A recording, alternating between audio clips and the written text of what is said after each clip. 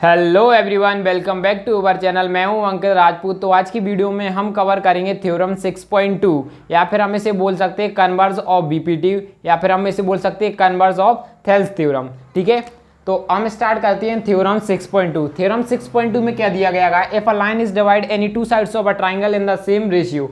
हमारे पास क्वेश्चन में गिवन हैगा, यदि हम एक लाइन को डिवाइड करें ट्राइंगल की दो साइड को, तो वो कैसी होगी? सेम रेशियो में डिवाइड करेगी। ये इस तरीके से क्या कर रही है? हमारी सेम रेशियो में डिवाइड कर रही है। तो हमने इसको पॉइंट दे दिया डी और इसको पॉइंट हमने दे दिया ई पॉइंट दे दिया। ठीक है, तो हमें बताएं then the line is parallel to the third side. तो हमें बताएं ट्राइंगल की दो साइड से ये जो लाइन जा रही थी हमारे ट्राइंगल की दो साइड से, तो वो कैसी हुई? सेम रेशियो में डिवाइड कर रही थी। तो हमें बताना है ये जो लाइन होगी पैरेलल होगी थर्ड साइड के, ये हमको बताना है। तो इसे किस तरीके से बताएंगे तो वो देखते हैं। तो सबसे पहले तो हम लिखते हैं सॉल्यूशन में गिवन। ठीक है, हमारे पास गिवन में क्या हुआ? ठीक है, गिवन में लेंगे इन ट्राइंगल। सबसे पहले ट्राइंगल बात करेंगे एबीसी की। एबीसी में हमारे लिए गिवन क्या है? देखो, जो हमारी साइड वो क्या सेम रेशियो में डिवाइड कर रही है। तो हम यहाँ पे लिख सकते हैं ट्राइंगल ए बी अपॉन में क्या लिख सकते हैं? बी डी इक्वल टू में हम क्या लिख सकते हैं? ए ई अपॉन में क्या लिख सकते हैं? ई सी। ये हमारे पास गिवन है। ठीक है, अब उसके बाद लिखते हैं हम टू प्रूव। हमारे लिए प्रूव क्या करना है? हमारे लिए प्रूव करना है जो हमारी डीई है वो क्या है? पैरेलल है बीसी के। ये हमारे लिए प्रूव करना है। ठीक है, तो अब हम बात करते हैं प्रूव की बात आती है। तो हम एज्यूम कर लेते हैं कि मान लेते हैं कि ये जो लाइन है ये हमारी पैरेलल नहीं है बीसी के। वैसे तो हमें प्रूव करना है, फिर भी हमने क्या मान लिया? ये लाइन नहीं है, इसके पैरेलल नहीं है। तो उसकी जगह हम एक कंस्ट्रक्शन दूसरी लाइन कर लेते हैं। मान लेते हैं हमने ये जो लाइन जा रही है ये, और इस पॉइंट को हमने दे क्या दिए? एफ। इस लाइन को हमने किसके कंस्ट्रक्शन में मान लिया? ये ज्वाइन कर दी हमने डीएफ और बोल दिया ये पैरेलल डीएफ पैरेलल की है बीसी की। हमने ये कंस्ट्रक्शन कर ली। तो यदि हमने इस लाइन को दिखा दिया कि ये लाइन ये पॉइंट कहाँ पे, जो हमारा एफ है, जो हमारा डीएफ है वो किसके उपकाल में? ईएफ के। मतलब कि ये जो एफ पॉइंट है वो इसी के ऊपर है। या जो इस पॉइंट को यदि हमने इसके ऊपर दिखा दिया तो इसका मतलब क्या हो जाएगा? यदि हमने क्या माना था? डीई पैरेलल बीसी माना था, और यदि हमने इसको इसके ऊपर ही दिखा दिया तो इसका मतलब क्या हो जाएगा? जो हमारी डीई है इक्वल टू किसके हो जाएगी? डीई डीएफ है जो किसके इक्वल में हो जाएगी? डीई। यदि डीएफ इक्वल डीई का, इसका मतलब क्या होगा? जो हमारी डीएफ की जगह क्या लग सकता है? डीई पैरेलल होगी बीसी के। बस यही हमको दिखाना है। ठीक है, हमें इस पॉइंट को इसके ऊपर दिखाना है। अब बस उसी को हमको प्रूव करना है। तो हमने सबसे पहले क्या करेंगे? लेट अस एज्यूम कि हमारा ये डीई है पैरेलल नहीं है बीसी के। तो हम क्या करेंगे? Let us assume as assuming that जो हमारी जो DE है DE is not parallel to BC। जो हमारी लाइन DE है जो क्या है? पैरेलल नहीं है BC। और उसके बाद क्या लिखेंगे? ड्रॉ अ लाइन क्या कर लेंगे हम? Draw a line DF and, और हम क्या कर लेंगे? एंड। और ड्रॉ अ लाइन हमने DF कर लिए और क्या कर देंगे? और जो हमारी जो DF है पैरेलल दिखा देंगे BC की, और लिखेंगे DF पैरेलल BC। ये हमने कंस्ट्रक्शन कर लिया। ठीक है, BC। अब हम इसको आगे बढ़ते हैं। ठीक है, अब सबसे पहले बात करते हैं इन ट्राइंगल ABC की। अब हमें क्या दिखा रहे हैं? हम बस इसी पॉइंट को इसके इक्वल में लाने के लिए सब कुछ करेंगे। तो सबसे पहले हमको पता है यदि हमारी देखो ट्राइंगल एबीसी की बात करें तो डीएफ पैरेलल है बीसी के। ये हमने अभी माना है क्या? डीएफ है पैरेलल किसके? बीसी के। ये हमने जस्ट अभी यहाँ से बाय कंस्ट्रक्शन से किया था। बाय कंस्ट्रक्शन से लिख रहा है। ठीक है, कंस्ट्रक्शन से लिख रहा है। इसका मतलब जो डीएफ है पैरेलल बीसी के है, तो इसका मतलब हमारे पास बीपीटी थ्योरम से क्या लिख सकते हैं? डी AD अपॉन में DB और इक्वल टू में क्या लग सकते हैं? AF अपॉन में FC। ये हम लिख सकते हैं। तो हम यहाँ पे लिख देंगे AF sorry DB AD upon में BD इक्वल टू में किसके लिख देंगे? AF अपॉन में क्या लिख देंगे? FC बाय BPT थ्योरम से।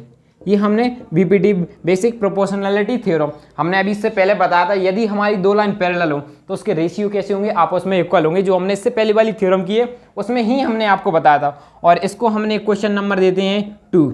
एक मिनट, इसको हम देते हैं क्वेश्चन नंबर 2।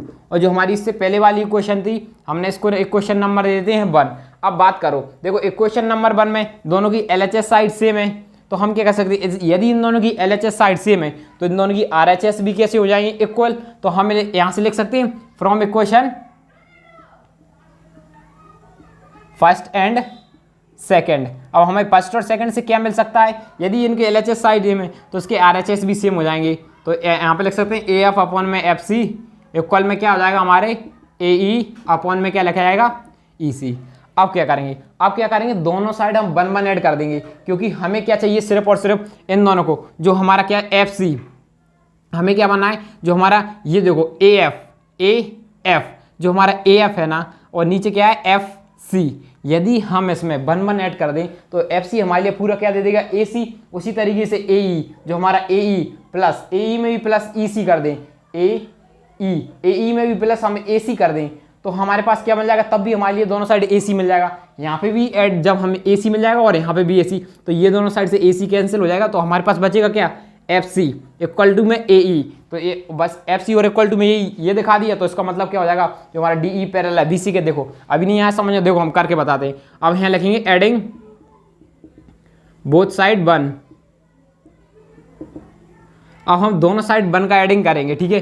तो हम लिखेंगे ए एफ अपॉन में एफ सी, यहाँ पे भी प्लस 1 करेंगे और यहाँ पे भी हम करेंगे ए ई अपॉन में ई सी, और यहाँ पे भी हमने क्या कर दिया प्लस 1 कर दिया। अब देखना, अब यहाँ पे लिखेंगे A F plus F C upon में क्या लिख दिया एफ सी। अब हमने ऐड कर दिए, तो हम यहाँ पे एलसीएम लेंगे, तो यहाँ पे भी सेम करेंगे, यहाँ पे इक्वल का साइन होगा इक्वल, यहाँ पे हम लिखेंगे ए ई प्लस अब ई सी, इसका भी 1 यहाँ पे जाएगा हमारा ई सी अपॉन में हमारा क्या हो जाएगा E C, as it is बना रहेगा। अब A F plus F C, A F plus F C हमारे लिए क्या दे रहा है ए सी, तो हम यहाँ पे डायरेक्ट लिख सकते हैं ए सी अपॉन में एफ सी।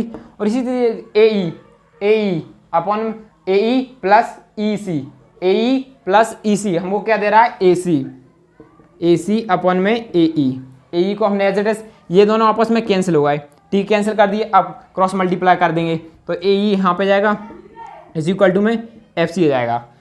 अब ये कब पॉसिबल है, देखो ये तभी पॉसिबल हैगा जब ई जो कल की ई सी, जो हमारा ई सी और हमारा कौन से एफ सी, ये दोनों आपस में क्या हो एक ही पॉइंट पर हो, कोइंसाइड हो, मतलब एक दूसरे के ऊपर हो, तभी तो ये इक्वल होंगे। अदरवाइज कैसे हो सकती है, ये तो हमारे लिए छोटा दिखाई दे रहा है और ये तो बड़ा ही दिखाई दे रहा है, लेकिन यहाँ पे आ रहा है कि ये दोनों इक्वल है। इसका मतलब ये जो हमारा पॉइंट हमने यहाँ पे बताया था वो असल में कहाँ पे ई के साथ में ही है, कोइंसाइड है, एक दूसरे के ऊपर है। तो इसका मतलब रीजन क्या है, this is possible only when जो हमारा E and F point are coincide, जो हमारे पॉइंट्स कैसे हो कोइंसाइड हो, कोइंसाइड मतलब एक दूसरे के ऊपर हो, तो हम यहाँ पे कोइंसाइड, ये दोनों पॉइंट कैसे हैं आपस में कोइंसाइड है। यदि देखो ये दोनों पॉइंट्स आपस में कोइंसाइड है, यदि ये पॉइंट आपस में एक दूसरे के ऊपर, कोइंसाइड मतलब एक दूसरे के ऊपर है, या हमने शायद हम थर्ड चैप्टर में पढ़ चुके हैं ये सब कोइंसाइड वगैरह के बारे में। ये कोइंसाइड लाइन्स हमारी क्या होती है, कोइंसिडेंट लाइन के बारे में पढ़ा था, जब क्या होती है वो एक दूसरे के ऊपर होती है। इसी तरीके ये लाइन कैसी कोइंसाइड है, मतलब एक दूसरे के ऊपर है। ये सिंस ये कब हो सकती है, हमने क्या देखा सिंस, यहाँ पे लिखेंगे since D F parallel B C, अभी हमने ये देखा D F parallel B C, D F parallel B C ये हमारे पास यहाँ से गिवन था, ठीक है, हमने कंस्ट्रक्शन कर लिया था। तो इसका मतलब क्या हो जाएगा, D F parallel B C है, तो इसका मतलब क्या हो जाएगा एफ पॉइंट किस पे लाई कर रहा है, ई पॉइंट पर ही तो लाई कर रहा है, जो हमारा एफ पॉइंट है ई पॉइंट पर ही लाई कर रहा है ना,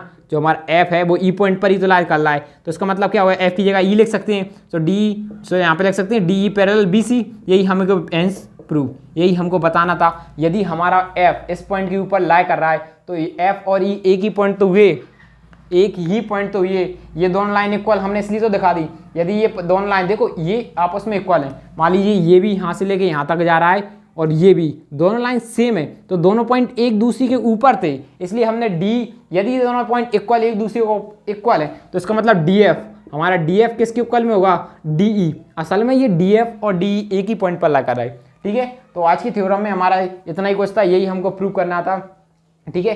अब हम बात करेंगे इसके बाद थ्योरम 6.3। यदि आपको वीडियो अच्छी लगी हो तो लाइक कीजिए, सब्सक्राइब कीजिए। Thank you for watching. अब हम मिलते हैं आपको नेक्स्ट वीडियो में।